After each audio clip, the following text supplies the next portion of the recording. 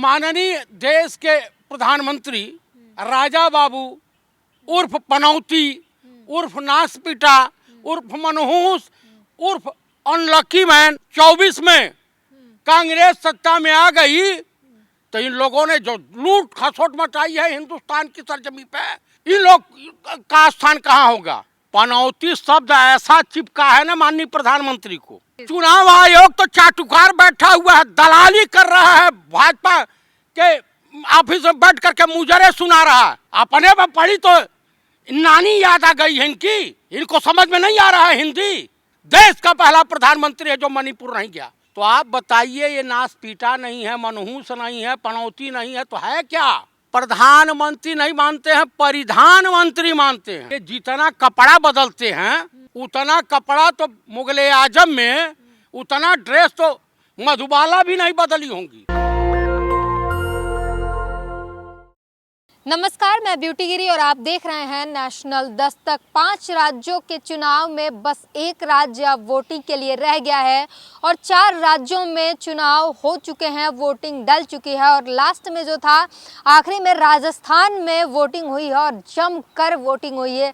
जनता ने खूब वोट किया है, घर से बाहर निकलकर अपने नेता को चुना है और आने वाले 3 दिसंबर को पता चलेगा कि कौन आ रहा है और कौन जा रहा है। फिलहाल टीवी पर और ओपिनियन पोल जो देखने को मिल रहे हैं वहां पर पता चल रहा है कि कांग्रेस जा रही है और बीजेपी की धमाकेदार वापसी हो रही है। इसी मुद्दे पर बातचीत करने के लिए मौजूद है जयप्रकाश चतुर्वेदी। क्या कहेंगे, आपका सूफड़ा साफ हो रहा है, बीजेपी आ रही है, 125 सीटें लेकर आ रही है। क्या गोदी मीडिया वाले दिव्य स्वप्न देखने लगे हैं? चमचागिरी में इतने अंधे हो गए हैं कि सत्यता उनको दिखाई नहीं दे रही है। मैं मध्य प्रदेश में था, मैं राजस्थान में था, टोंक में था, अजमेर में था, जयपुर में था।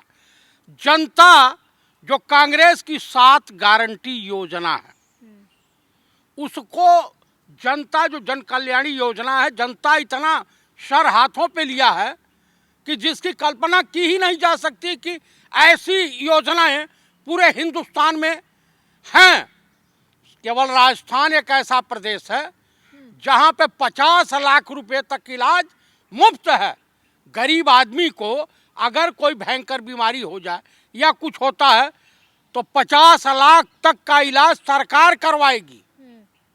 तो कम से कम ये ऐसी योजनाओं को, और माननीय देश के प्रधानमंत्री राजा बाबू उर्फ पनौती उर्फ नासपीटा उर्फ मनहूस उर्फ अनलकी मैन, जिन्होंने अपने स्टेडियम में मैच करवा करके और ज्यों गए भारत जो है वर्ल्ड कप हार गया, तो इनको तो कम से कम ये सोचना चाहिए कि अब काठ की हांडी दोबारा नहीं चढ़ने वाली। राजस्थान पे जो ये लोग प्रवचन कर रहे हैं, आप मुझे बता दीजिए कि 20 से 25 वसुंधरा राजे सिंधिया के लोगों को टिकट मिला है, उनके लोगों को हरवाने में बीजेपी वाले लग गए हैं, बीजेपी वालों को हरवाने में उनकी टीम लग गई है।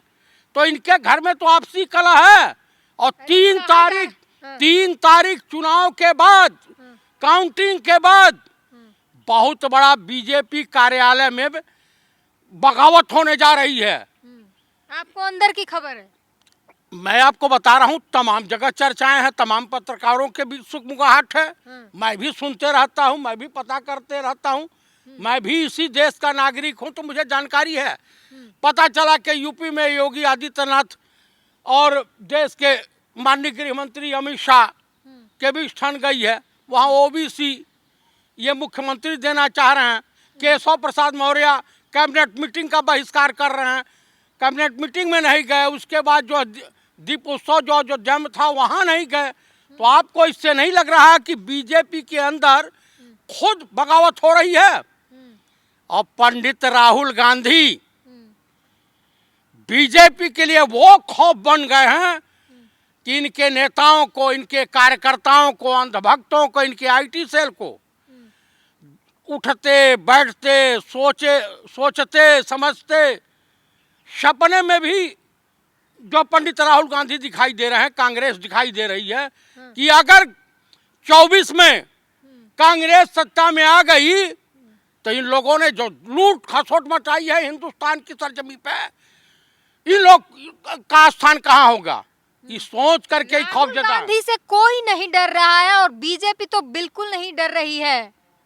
अच्छा, पनौती शब्द ऐसा चिपका है ना माननीय प्रधानमंत्री को, आपको मैं बता दूं। उसके बाद चुनाव आयोग ने भेज भी दिया था अरे नोटिस। चुनाव आयोग तो चाटुकार बैठा हुआ है, दलाली कर रहा है, भाजपा के ऑफिस में बैठ करके मुजरे सुना रहा है। आप बताइए, पूरी किताब पढ़ लीजिए, पनौती शब्द असंसदीय भाषा है, गाली है, नासपीटा गाली है, मनहूस गाली है। जब असंसदीय भाषा नहीं, इस पे FIR नहीं हो सकती है, इस पे मुकदमा नहीं हो सकता, तो चाटुकारिता और चमचागिरी में चुनाव आयोग जो है अपनी हदें पार कर दिया है। तो क्या है गाली? आप मुझे बता दीजिए, मूर्खों का सरदार किसके लिए इस्तेमाल हुआ था? पंडित राहुल गांधी के लिए। देश का प्रधानमंत्री 50 लाख की गर्लफ्रेंड का जिक्र करता है। देश का प्रधानमंत्री पार्लियामेंट में ताड़ुका शब्द का इस्तेमाल करता है। देश का प्रधानमंत्री जर्सी काऊ बोलता है। देश का प्रधानमंत्री जो है कांग्रेस की विधवा बोलता है। देश का प्रधानमंत्री फिजिशियन बछड़ा बोलता है। ये असंसदीय भाषा नहीं है।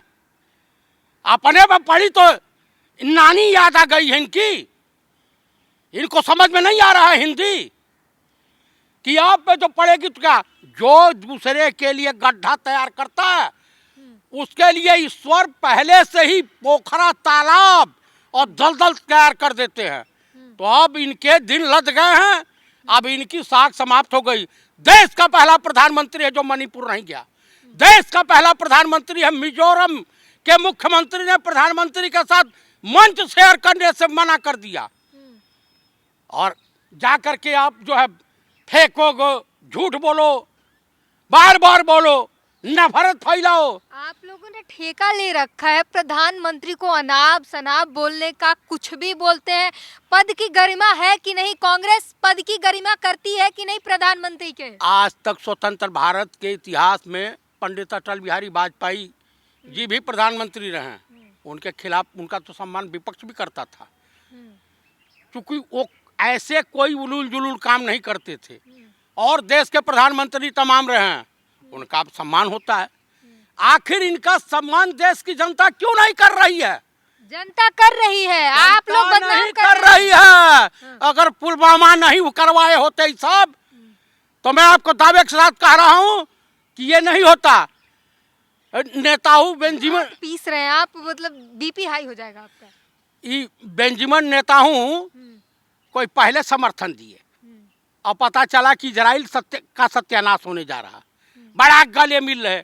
ये गए प्रचार मंत्री, विश्व का पहला प्रधानमंत्री है जो अमेरिका में प्रचार मंत्री बन के गया, और जाते ही वहाँ प्रचार मंत्री और डोनाल्ड ट्रंप चुनाव हार गए।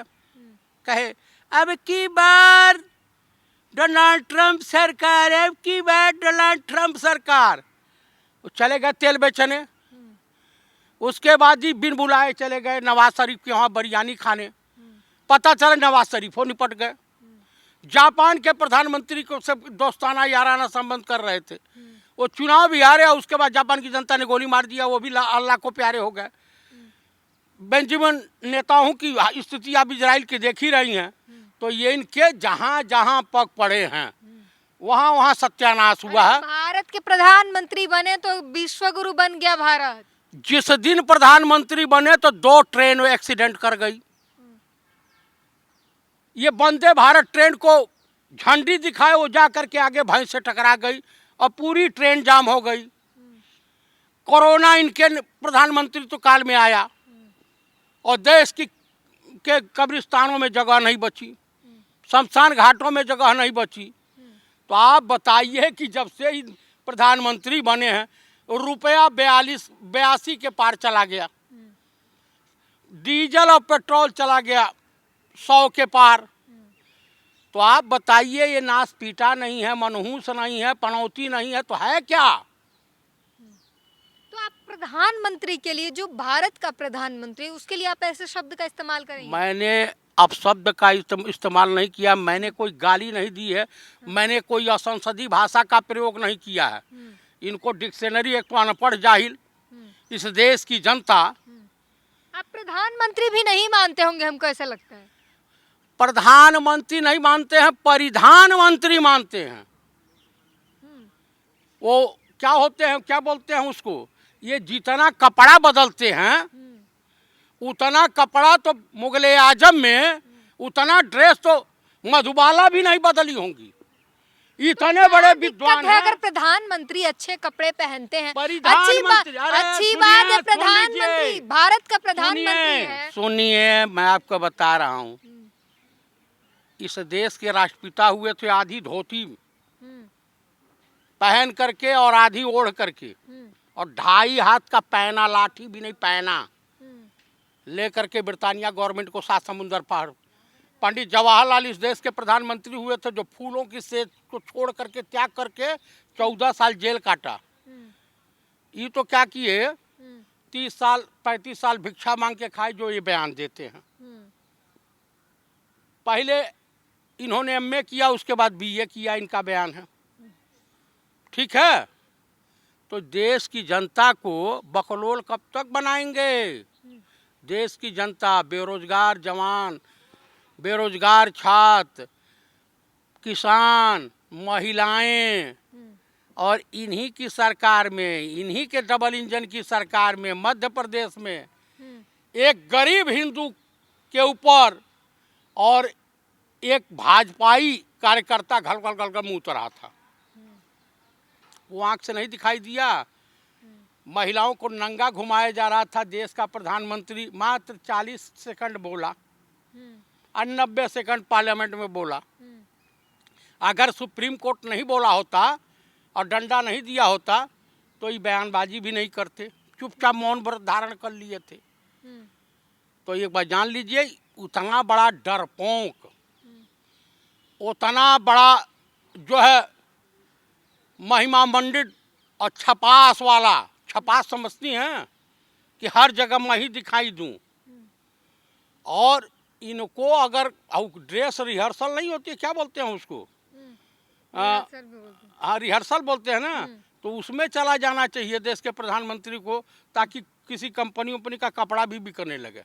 अच्छा, मॉडलिंग के लिए, मॉडलिंग, हाँ मॉडलिंग, मॉडलिंग कर लेनी चाहिए। देश के प्रधानमंत्री लाल बहादुर शास्त्री भी थे, और धोती या कुर्ता में निकाल दिए।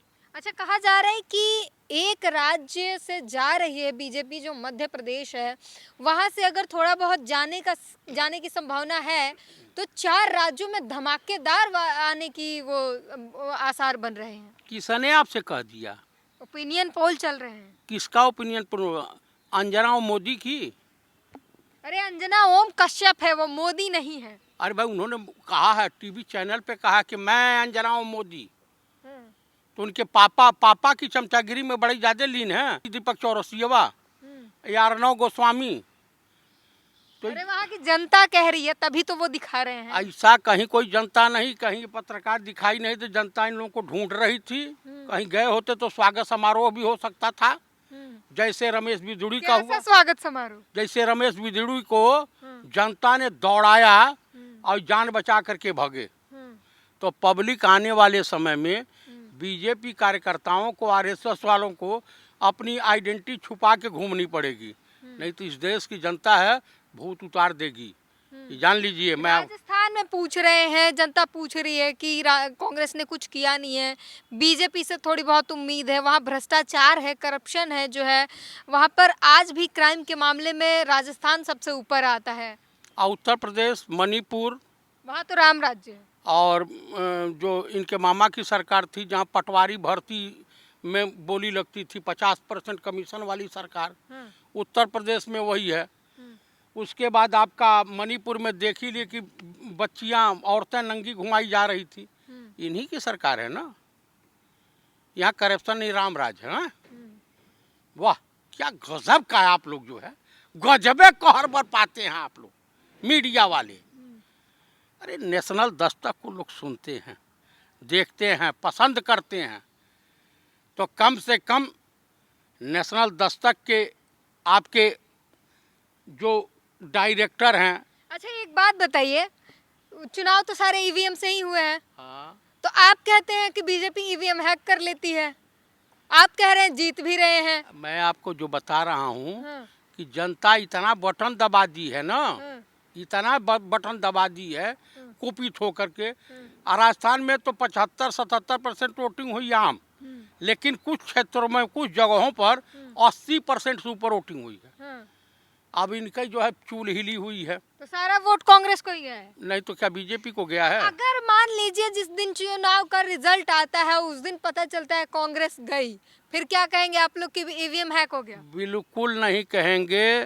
जनता जान रही है कि कांग्रेस ही विकास करती है, कांग्रेस काम करने वाली है, कांग्रेस ओल्ड पेंशन लागू कर रही है, कांग्रेस पुरानी व्यवस्था पुरानी पेंशन को लागू कर रही है, और कांग्रेस के पंडित राहुल गांधी या कांग्रेस के जितने भी मुख्यमंत्री हैं जो कहते हैं वो करते हैं। तो इस बार ईवीएम कांग्रेस ने हैक कर लिया है। ईवीएम जनता ने हैक कर लिया। हाँ। हाँ, तो ये जयप्रकाश चतुर्वेदी हैं, चुनाव में चुनाव यात्रा करके आए हुए हैं, पूरा प्रचार प्रसार करके आए हैं और वहाँ का माहौल देखकर आए हैं। जनता में जो माहौल था और जब वोटिंग चल रही थी तो इन्होंने सारी चीज़ें वहाँ से सामने से प्रत्यक्ष देखा है। मध्य प्रदेश, राजस्थान, मिजोरम में जो कुछ भी चल रहा है, अब आने वाले 3 दिसंबर को पता चलेगा कि क्या कुछ होता है, कौन आ रहा है, कौन जा रहा है, जनता किसको चुनकर लाई है। ये 3 दिसंबर को सब कुछ साफ पता चल जाएगा। पूरी बातचीत पर अपनी प्रतिक्रिया जरूर दीजिए। कैमरामैन आशीष के साथ ब्यूटी गिरी, नेशनल दस्तक।